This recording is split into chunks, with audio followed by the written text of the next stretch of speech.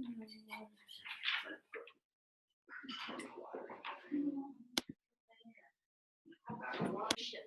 was something that I think Robbie even talked about.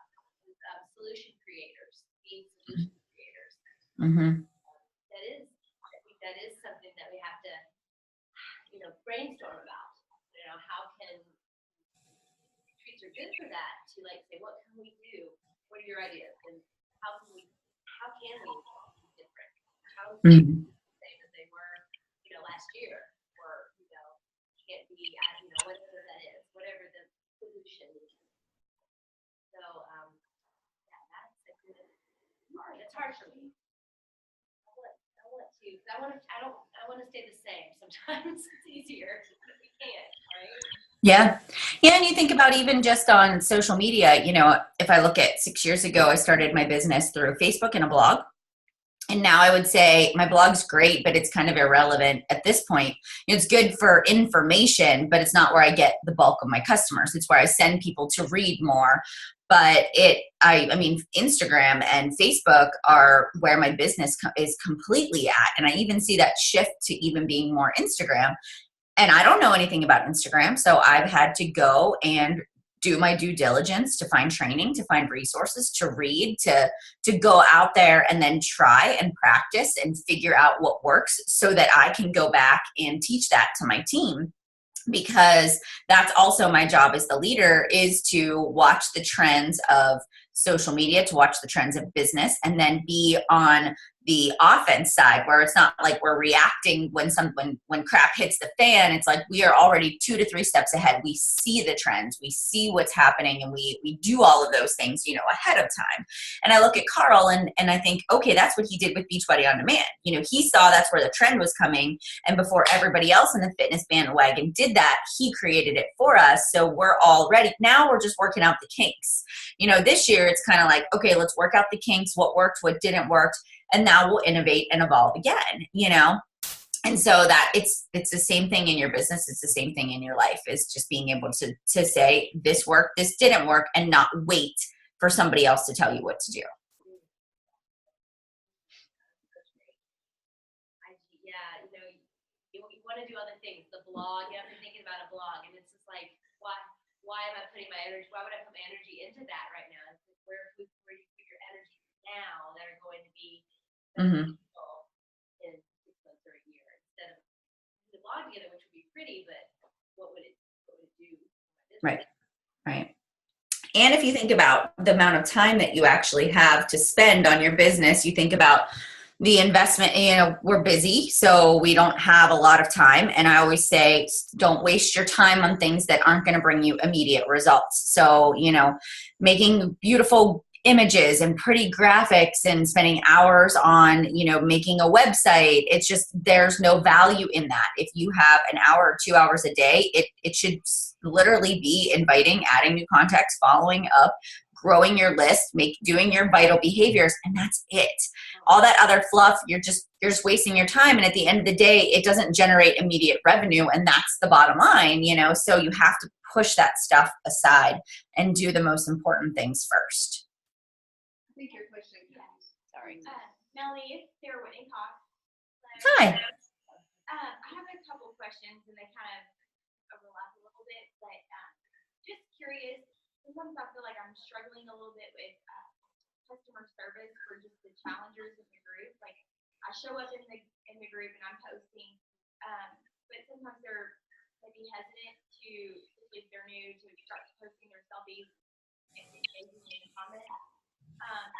And when you have, I'm sure you have tons of challengers, like, how do you reach out and give good service if you don't feel like they're participating? And I know part of it's up to them, but I also I guess I'm like, if I can foster them in some way and get them to be successful on the first round, they're going to be more likely to submit it. It can simply be a coach. Yeah. I mean, the one thing that I've always done is I just pick a day of the week, Mondays or Thursdays, and I send private messages to all my challengers, you know, and you go through and you just check in with them. And because a lot of times people don't want to post in the group, or they're shy, or they're quiet, or, you know, selfies just aren't their thing.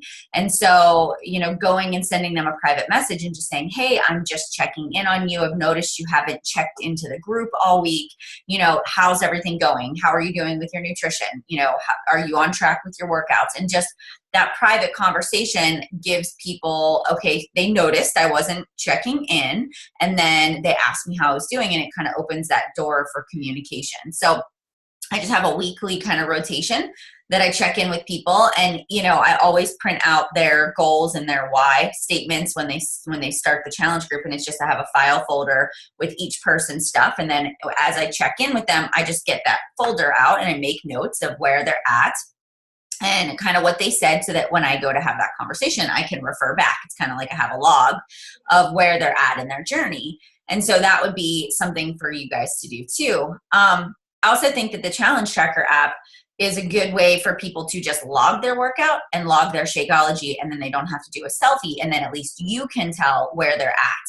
You know, okay, they're at least doing their workout and their shake, even if they're not commenting, at least I know that they're logging and participating in that way too. Is there a particular method that you prefer to run your challenge group? We've been using the app, and in the past we use Facebook. We may have other options. What has worked best? You know, I wish that my coaches or my customers would use the app, because it's so much easier. But I think because I've ran my business on Facebook for so long and have so many customers that just are repeats, that it's hard for me to get away from that.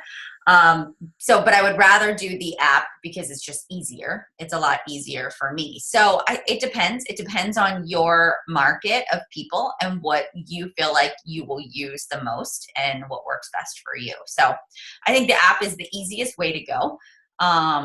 So I would go that way, because then I like that you can track. You can see when they logged last. You can send them a direct message right from there. I really enjoyed doing that. I got so much pushback of people wanting to do it the other way that I sort of swung back to Facebook again. Maybe do it, kind of check in on the app, and like say their workout and Shakeology, and then And you really have a good schedule as far as your Facebook Live videos. Can you talk about that? Because I feel like that really is where you get a lot of customer service too. Because in your videos, I feel like every time I'm watching them, you're talking directly to me. And I feel like a lot of your customers probably feel that way too. Like in my challenge groups? In your challenge groups, you have, it seems like, a nice lineup of doing a video on your group, a video on your personal page, a video on your page. Yeah. I mean, Mondays are kind of my get everybody started for the week, get your kind of your mindset in the right place. So I always, Monday mornings are kind of, that's all I do is make videos like back to back to back. I just go into each group and I make a video for them because I want everybody to sort of have their fuel for the week.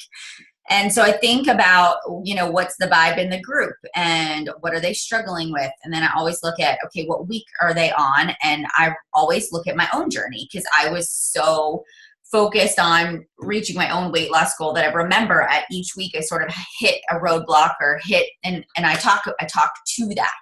So that's probably why it feels like I'm speaking right to you, is because you're at that same mark that I was. And I'm not just copying and pasting from Beachbody. I'm actually taking my own experience and putting that into the challenge group structure. So you really have to kind of lean into what your people are saying and doing. And so if you collect, you send those private messages on Thursday, you figure out where your people are at, you know, you encourage them to participate in the challenge group. I always say, like, post it in the challenge group. Please share what you're struggling with, because you're not the only one. And then by Monday, I have a pretty good idea of what they need. And then that's what I go in and make a live video about. So I do that. I mean, I don't even have a system. I really go based off of what is the feedback I'm getting. You know, what are other people saying? And then that's what I make my video about. Even my live videos on my personal page, on any of my platforms, I just feel the energy from the team, from Beachbody, and that's what I make my videos on. So, and I think that's just leaning into the business and saying, like, okay, you know, what's happening out there. What are we going through in life right now? It's Halloween, you know, okay, everybody's going to be eating Halloween candy and is going to be staring at it. Okay, I need to arm people with tools. Like, it's just being in tune with what's going on in the world, and making videos, and not saying, oh, that's a great idea, let me schedule that for next Thursday at 9 o'clock. It's like, no, do it right now. And so you have to learn to act instead of be all purposeful and planned out, and, you know, I think we make it too complicated. And I appreciate you sharing that, because, you know, top coach of the whole network, you know, and you think that, you know, you have this plan, like, you know, you must have it all, but you're telling us that you just feel it out. If you feel it, you know what's going on in the world, what's going on, you know, in your challenges, in your life, and you're doing that. You're just acting on it, and I just think that's so freeing to hear. Yeah. Yeah. Yep. Yeah. I have a question about like mentoring coaches, because I feel like that is my biggest struggle. Actually, that's my coach.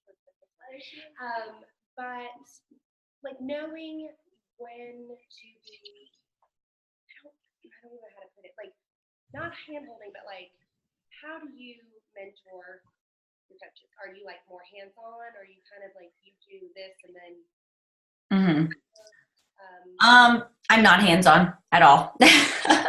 I'm not. I show up, I provide all the tools, all the trainings. I'm consistent. So I run my coach training the first Monday of every month.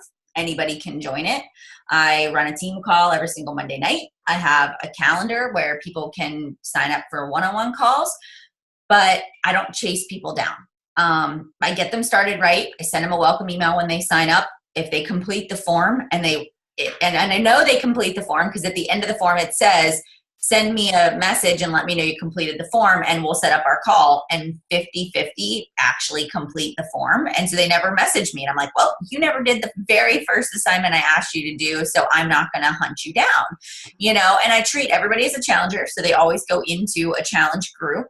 But I've just learned that you have to match people's energy. And so if they are not going to put the time into doing the first assignment, you know, to get started, I'm not going to chase you down, because that just shows me that you just don't want it that bad. You know, like, you've got to be willing, or if I see somebody just starts asking a lot of questions and I see that they're engaging, and then I respond back and I comment.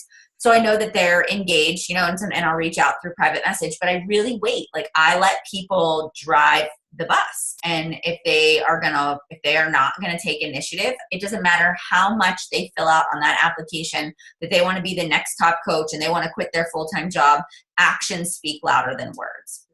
And that's how I run my business. You know, if you have somebody that's hitting Success Club, and you have somebody that's signing coaches, somebody that's just naturally posting on social media, then you mentor them. If you have somebody that won't even launch their business and won't post and gives you excuses, you should not be getting on a phone call with them every single week. You know, and that's just being a smart business owner, and that's using your time wisely. But you have to detach from that emotional part of it of, I just want to help everybody.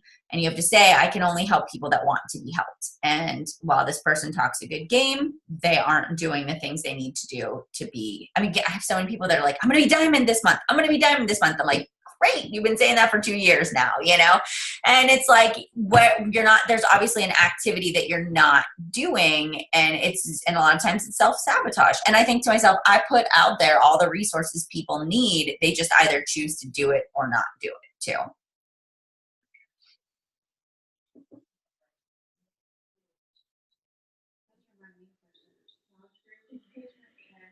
I can't hear you. Sorry. My main questions too: challenge group engagement and how you mentor your group. Was really my two main questions. How to manage that. You've started using Streak a lot in your management of customers, and I know you utilize email.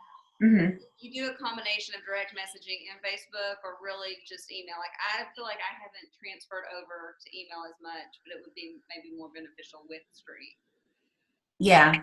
You know, I like Streak because you can do all of your follow-ups through there. You can send all your messages. So if I if I friend request or if I send a message on Facebook or if I do Instagram, when somebody says, yes, I'd like more information, I immediately say, what's your email? I'll send you some info. And so then that's when I make that transition and I take them to, or I have them fill out, if they want more information on a challenge group, then I have them fill out my challenge group application so that I have all of that basic information about what their goals are, what they struggle with as far as fitness and nutrition. And then I can respond right from there.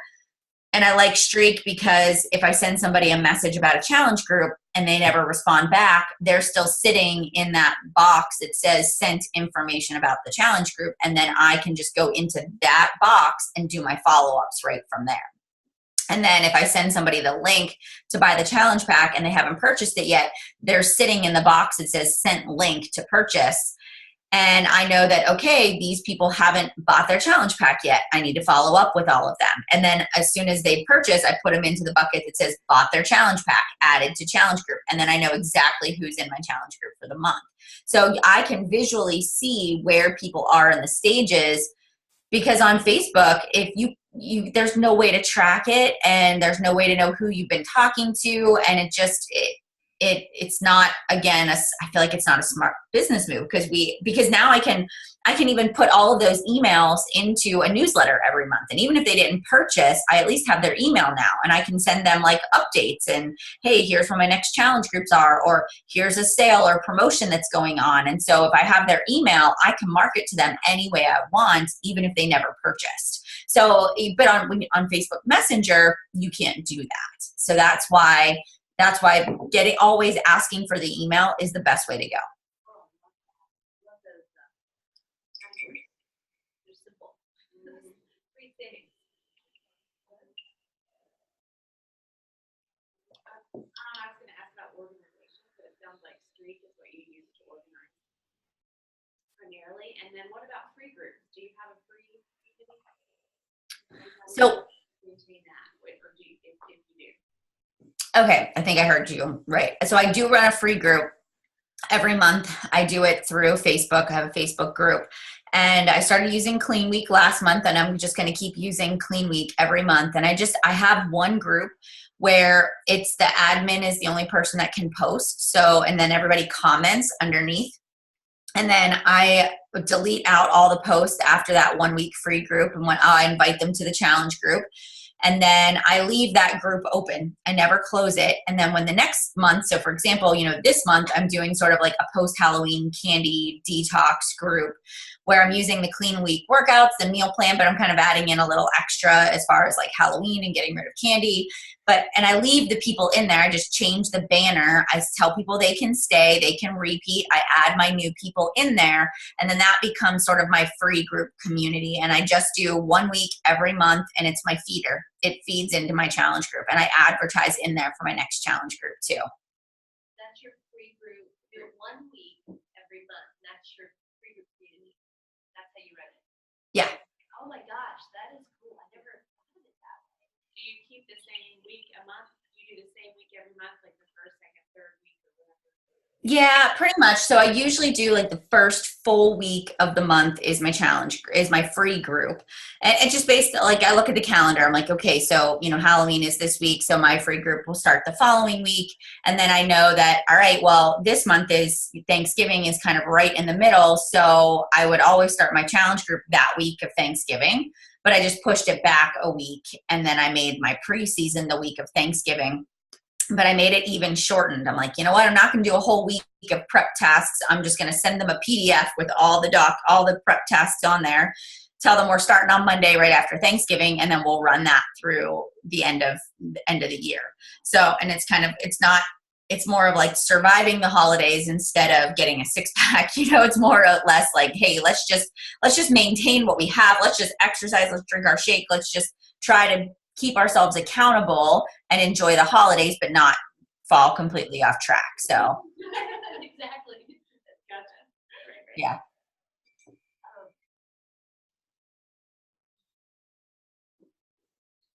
And you plan your, I know the answer to this, but I'm just going to let you talk to Okay. your month. So kind of the end of the month, you plan for the next month. You create a calendar. Do You can talk to us a little bit about how you go through that process each month. Yeah, I mean, I have a blank calendar that I'll print out, and then I just kind of sit down and I put all the dates on there. Okay, what's going on? You know, are we traveling? Or do we have Beachbody events? You know, holidays? You know, everything. I put it on that calendar, and then I basically plan out my month. And I say, all right, this is gonna be my free group. This will be the theme of the free group, and then I put that on the calendar. And then I say to myself, okay, if the free group is gonna start on the 6th, I go back 10 days, and I say, okay, on this date, I need to start advertising for it, you know, so I actually put on my calendar the date that I'm going to actually start to advertise for that group, because I know that on a Sunday, I can't say, well, tomorrow I'm going to start a free group and think I'm going to get people in one day. I always leave myself 7 to 10 days. And so and then I'll put that on the calendar, and then I'll say, okay, if my free group is this week, I'll give myself a week in between. Then I'll start my challenge group. I'll put the challenge group start date on the calendar, the name of it, the theme, whatever is going to be the requirements. And then whatever day one is, I go back 10 days, circle that. So it's usually like in the middle of my free group is when I'm going to start advertising for my challenge group. And so what that helps me as far as planning goes, because I know when I've got a block time to make that image, to make that event, to start inviting to it, and then to come up with, you know, some ideas for posts to draw people in, to get people to join that challenge group. And then I even go the next step and I say to myself, I can't just recruit challengers, but I've got to grow my team. And so I need to run either a sneak peek or a business opportunity, something. And I pick the date that I'm going to run that. And then I go back 7 to 10 days, and that's when I start advertising for that. So everything is systematic, so that and then I share it with my team, and they can either duplicate what I'm doing, or I explain what's going on in my mind so that they can start to have that same business mindset. And then I let them go make their own calendars of how they want to run their month too. But I always share what I'm going to do so that other people can sort of imitate that. Do you find a certain coach opportunity process, like shared, like sneak peek, like an event or a 2 or 3 day? Do you find any one to be more effective than another? I will say that it just depends on the group of people that you have. So sometimes just doing a business opportunity call works. Sometimes I do like a 3-day sneak peek. Sometimes I do a 1-hour event. And honestly, I just switch it up because I get bored and I don't want to do the same thing every month. So it doesn't really matter. It's all about bringing the energy and getting people to respond. So sometimes I'll do exactly the same thing from one month to the next, and one month is awesome, and the next month it's like crickets. And so it honestly doesn't matter. It's however you sort of keep that energy alive in the people you have. So whatever you enjoy doing is probably what you should do. Just try a bunch of different ways and see what works the best. And I have a question. I don't know how much you can share, but I know you're in the 80-day obsession coach test. Mm-hmm. Is there anything you can share for us, like moving forward, like to prepare for it? Oh, to prepare for it. It's an awesome program, and you really have to be in the right mindset to do it. So, on January 14th or whatever day it's going to actually be live, leading up to it, you really have to begin to say, okay, for 80 days, I am not going to cheat. I am not going to have a glass of wine. I am not going to eat, anything with sugar in it. Like, I am going to be 100% committed. And you have to have that mindset of, all right, my life is going to revolve around when I'm going to eat, the timed nutrition, because it is really specific. You have like a 6-hour workout block, and you have to eat an hour before you work out. You have to eat an hour after. You have very specific you can choose the containers you want to eat, but you have like a certain containers, like you have to eat you have to have a purple, you have to have a red, you have to have a yellow, and a good fat before you work out, so it's timed, and then you're told what you're supposed to be eating to fuel your body for the results. So going into it, I would say, do like the 21-day fix extreme, that countdown to competition, like do that for 21 days. But when going into January, just say to yourself, like, I'm going to stick to this for 80 days. I'm going to, do the time nutrition like it's laid out. I'm going to be committed to being a challenger again, and I'm going to get the best results possible. And that, and it works. Like, it really works. No matter if you have 5 pounds or you have 50 pounds you want to lose, like, that program can be for anybody, but it is a total mindset. Like, you just have to be in the zone. And as far as like, there's modifications in everyone, you just obviously, doesn't matter what ability level you are, you're going to start with the modifier or you're not, and so I would just say, get your base level of fitness under control now is probably the best way you can prepare for it. And so preparing as a coach to share with our challengers that it's coming up. Like, I have some challengers who are like, they're all in, gung ho, they're consistent, they're doing their thing. It sounds like for them, that would be a good challenge. Right. Someone who's still not consistent with their workouts and they're not super consistent with their food. Yeah. Not that they can't do it, but we have to share with them that it really is like. Yeah. And nutrition, I would even share, I always say to my customers, I have like this little prepare to be obsessed group that I'm running. And I say, if you don't have an understanding of clean eating, if you can't eat based on the 21-day fix, you're not ready for 80-day obsession. So if you want to do this in January with me, you have to get control of the food now, because if they can't count containers and they can't create a meal plan, they will be totally lost when you come to this, because this is advanced. This is like, I have an understanding of how to eat and how to fuel my body, and I'm ready to take it to the next level. And so that's how you can prepare your customers now, is by saying, like, understand the nutrition now so that when it's time to do this, you are ready.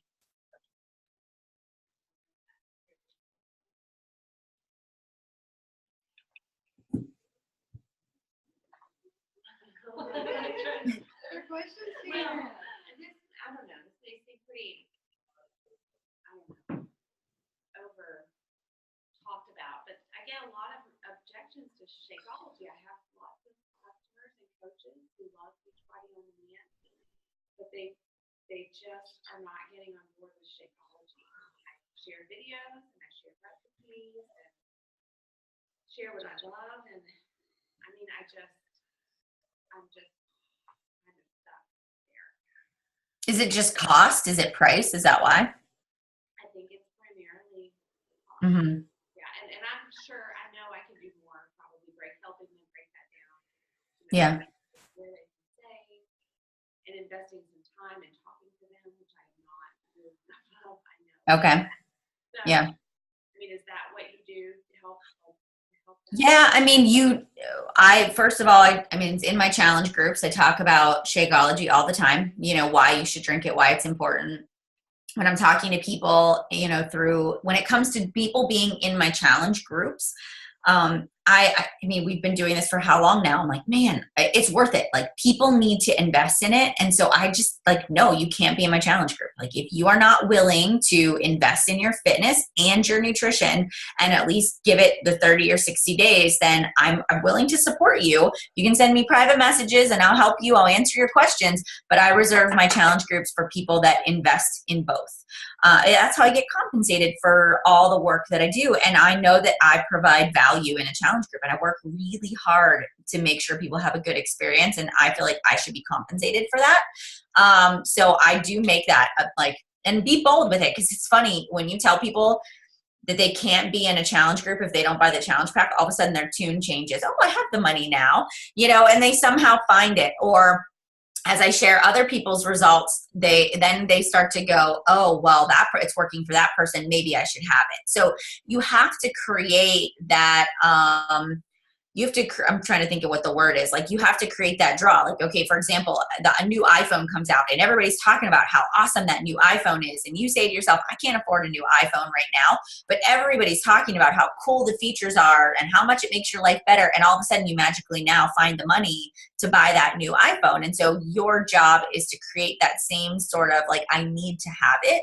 with Beachbody. And so that's why I share the transformation stories. That's why I talk about Shakeology so much, as far as like, even yesterday I did a post about the value of nutrition and how I used to kind of balk at the price and $4 a day. And then I started talking about, what it's done for me and how it's kept me healthy, and, how I look at how I look at my fitness and nutrition as preventative health.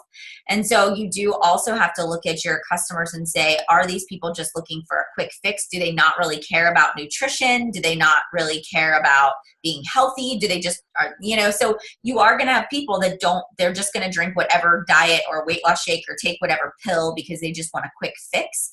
And you want to really attract customers that are looking for long-term health solutions too.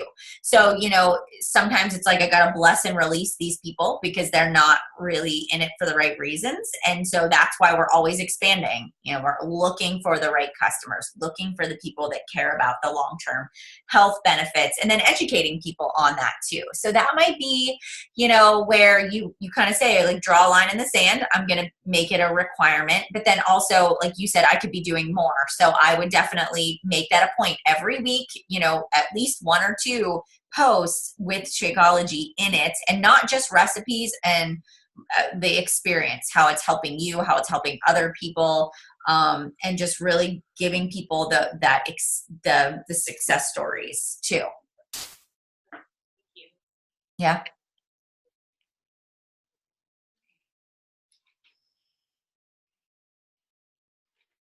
Everybody's writing. We can go back and watch this.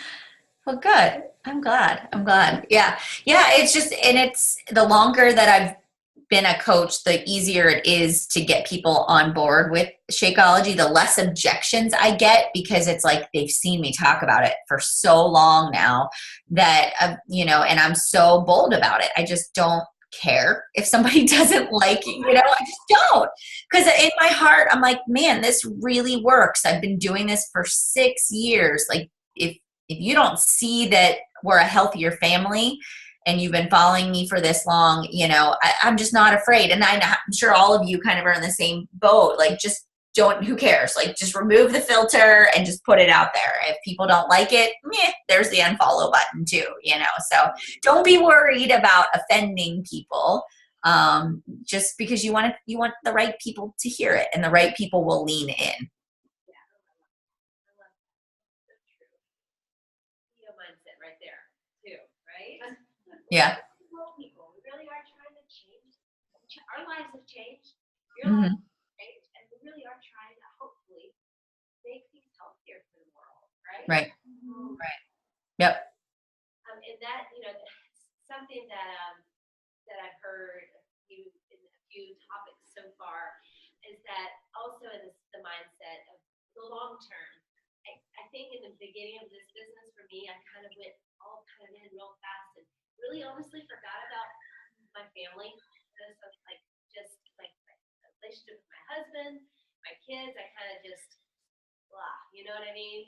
And there has a balance that I think that I forgot about, that I had to pull back into my business to make it real for me. Do you know, like make it work.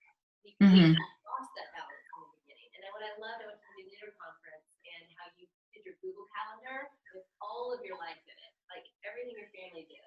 And then inside of that, because you had to have your business plan activities. And that was such a good eye-opening experience for me. I'm like, I don't have anything with my family. It's all revolves around what I need to do next with what I'm doing. And I think that was so important. Oh, good. Good. I'm glad that helped. Yeah. Planning is key. That Sundays are my planning time. Right. It has to, I think your family's at the center, and then that why of your business comes from that, or whatever your, that center is. Right. So, right. Yeah. That maybe has nothing to do with what we're just talking about, but it just came to my mind about how important balance is. Right. So, right. Well, I think that's been my struggle. I feel like trying to be there. Everybody's family is very busy. I understand that. And I think I'm also working full time, and I'd love to pour more into this. But I feel guilty for not doing enough for Beachbody. I feel guilty for not being around, with my family enough, for not pouring into my job enough. And so I feel pulled, you know what I mean, in so many different directions. And I find myself since it's getting resentful. I mean, if I'm just being honest, I just find myself getting a little bit resentful of everything that not anybody in particular, but just everything that I need to do and feeling Mhm. overwhelmed and just wanting to just close myself in. Do you know what I mean? So Yeah. things and just saying, I just can't do any of this. Mhm. You know what I mean? So I know that's a mindset. Yeah. Mindset. Yeah. The book that you're Good reading, or I know you read and have several books on your list, but the one that you talked about the other day, Melanie, The 5 Habits of a Woman That Doesn't Quit. Mhm. Or listen to that one. So yes, I didn't know I haven't, but any book suggestions would be marvelous. Yeah. Yeah. Yeah. Suggestions? What'd you say? Other book suggestions? Oh gosh. I think it depends. Like the 5-second rule was a really good one, which probably most people have read at this point. The Mel Robbins book is really a good book. I'm trying to think what other ones. There are so many good ones that I have read. The 5 Habits of a Woman That Doesn't Quit is one of the ones that I'm kind of reading now. I'm like looking around to see which ones are close by that I have. Yeah, there's so many of them. Right. The Miracle Morning is another one that I just got done reading. So I just think it depends on where you're at in your business too, and having just a clearly defined. So for me, I just have learned that no matter who we are, we will always feel guilty, about something. And no matter who we are, like that's why I always say talk to business owners too. Like I talk to my neighbor who owns a business and, he's gone really long hours, but he does the same thing as I do. Like we get up really early in the morning. We read in the morning. We do our personal development. We work out. And so the way that I've gotten around the guilt factor is I make the sacrifice in my time. So I get up early and I do my business so that on Saturdays and Sundays, by the time the kids wake up at 8:00, I've been up since 5. I had 3 hours to work my business. At 8:00, I can be mom, And so a lot of people are like, oh, I need to sleep in. And I'm like, yeah, but if I sleep in, then I wake up and I'm like, oh, I gotta check in my challenge groups and I gotta answer these emails and I gotta do my workout and then I'm not a very good mom because I'm stressed about all the things I need to do and then I take it out on my kids. Yeah. And so I've just learned when that alarm goes off at 5 in the morning, I say, get up because you will feel so much better later. And then to be quite honest with you, when my kids watch a TV show in the middle of the afternoon, I take a nap. Like if I'm exhausted, I will say to myself, take a nap, but I also, and then I do the same thing at night. I'm like, okay, when the kids go to bed, I can watch a TV show, but I'm going to get my work done and then I'll DVR the show and I'll watch it later. And so it's just making decisions about how you want to spend your time, and then being present in the moment when it's kid time. You put your phone away, you put your computer away, you just turn the ringer off and you say, I'd rather give my kids 1 hour of undivided attention versus 3 hours of me trying to be on my phone and then also trying to be present with them. And so I've just learned, like, it is, again, it's like your health and fitness. It just takes practice to make it a routine. And so if that helps a little bit, like I've just found these, when you're with your husband and you're out to dinner, you leave your phone in your purse and we make time, like we schedule date nights and we make the time for each other, because if we don't make the time, then, and I always say, you can't say, oh, I should, I'm trying to think of the right wording, like what you have to make things a priority, the things that are important to you. And so I've stopped saying, oh, I should do that, or, oh, I should schedule date nights, because what message is that sending to my husband? It's sending him the message that he's not really that important. And he is important. So I have to say to myself, okay, make the appointment, get the babysitter, go out to dinner, and so I've learned to just say it's important. I'll make the time because I care about that part of my life. Same thing with my business. Like, it's important to me. I'll make the time, I'll make the sacrifice. And I feel much better when I just kind of do it that way. Yeah. And you just kind of block it out. And I know it sounds like awful, but I do. I have an on and off switch, like time with my husband, time with my kids, time with my business, but I feel better. I feel in control. And because we live in a world of so many uncontrollables, that's how I maintain that, like, control. Thanks for sharing that. Yeah, good to know that you feel those things too. Yeah, totally. I do. And there are definitely days where I'm like, I don't want to work. You know, I want to be sitting on the couch watching cartoons, or, you know, you totally, I totally get that. So Robbie was sharing with us that, you know, now this last 3 months, we often hear in the business, like, it's the hard months, you know, like everybody says.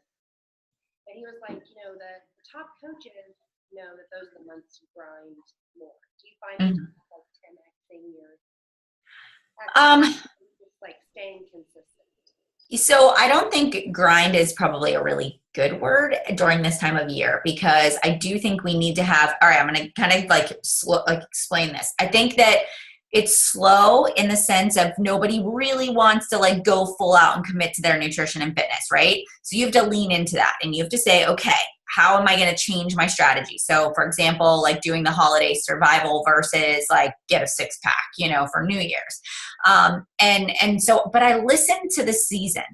So at this season, yes, I have to stay consistent. I have to stay consistent with my fitness and my nutrition. I have to show up for calls. I have to keep mentoring my team, but I'm not going to kill myself in November and December with my business and overdrive it, because I need to lean into the fact that it is a little quieter and I need to recharge my batteries, because if I burn out, I am going to be no good to anybody else. I will be no good come January 1st when everybody wants, because I'm going to be tired. I'm going to be so tired from pushing. Now, that is not an excuse to not show up. I still do my work, but if it's a little quiet on a Saturday and Sunday or Thursday night, I am not going to sit at my computer for 3 hours. I'm going to listen and say, this is a season of rest. Like, go be with your family, or go do some, you know, shopping, or, you know, so I think that yes, you maintain a consistent cadence, and probably what they mean about the November and December is like, yes, this is the time where you show people you can still get results in your fitness. You can still stay, if you don't gain 10 pounds in November and December,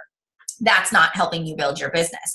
You know, hitting Success Club is still important. Even though it's a little more quiet, you still lean into that. But it's like, I'm not going to kill myself to hit SC 20 or 30. You know, I'm not going to kill myself to try to grow ridiculously, because it's just, that's not the season that we're in. But the consistency will pay off, you know, in January, if I just maintain a good pace. So where I see the flip side is I see people that say, oh, nobody wants to join in November and December, I'm not going to run challenge groups, or I'm just going to take a break from my business because this is a slow season anyways. That's when people shoot themselves in the foot, you know. So I think that's probably that what they were talking about would be that. So yeah, I kind of give myself some rest, like especially the week of Thanksgiving, it gets really quiet. People go on vacation. And so I'm going to give myself time off. You know, I am going to do my vitals. I'm going to work out. I'm going to do my posts. I'm going to do everything I would do, but I'm going to lean into the fact that it's a little quieter, and I'm going to, you know, decorate my house and go do my Christmas shopping. Like, I'm going to do those things because it's quiet, you know? So, but then between like Christmas and New Year's, I know that everybody's trying to get back in shape. I know that I'm going to have to so I'm going to work during that season, but leading up to Christmas, I'm not, because it's a little more quiet. People are busy. They're getting ready for the holidays. So you just have to lean into the seasons of people and when they're going to be receptive and work towards that. So just always staying consistent, but then appreciating when you can have that. Yes. Right. And yeah, because I think consistency, that seems to be, that's the word that always sticks with me. Like that, I feel like that's the theme. Right. Like when things are going well, it's because I'm not being consistent. When things are going great, it's because I'm being consistent. Like, yeah. Well, Yep. it's really that time to be consistent with the inviting and sending those out. Even if you know people aren't going to respond, they're going to look at those messages. Yeah. The day after Christmas, and then they're they'll gonna all go. respond back to you. And they're always going to look at your timeline. So even though somebody is not liking or commenting, they're scrolling, and everything you do over the next 2 months, they're watching you, and they're trying to make a decision. Am I going to join this gym membership, or am I going to join, you know, Ashley and her challenge group? And if they see your consistency through it all, you're the person, you want them to think of you. and say, I want to join you. You know, you want your timeline to be full of all of that great content because it matters. That's your storefront. Those are your advertisements is you. Well, thank you so much for your time. We're going to come a little bit forward to the computer so we can get a picture. Oh, okay. Okay. This has been our ritual for the last Yeah, day. this is our this is our ritual. Yes. You want to take it with yours or we take it with mine? I don't know how much Melanie, space thank you mine so has. much. You're welcome. I hope it was helpful. Hope I gave you guys some good stuff. We plan on 40 of us next time, right? For this one. Awesome. All right. We'll have to get a bigger house. I have to get a bigger house. This house is huge. Yep. That's good. That's good. Oh wait, should we need to get what? Here, let me. You're Let me. good. Okay, let me. I'm so sorry. This is so technically challenged here. Okay.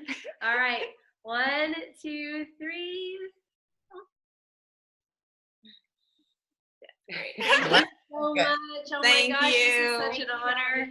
You're welcome. Well, enjoy the rest of your time together. We will. And thanks for being so open and honest with us. It just makes. Yeah. Woo. My Well, heart good. is nervous to talk to you. Is that stupid? All right. Thank you. All right. Have a wonderful weekend. I'll see you ladies soon. Okay. All right. Bye-bye. Bye. Bye, Elizabeth. Bye, Elizabeth.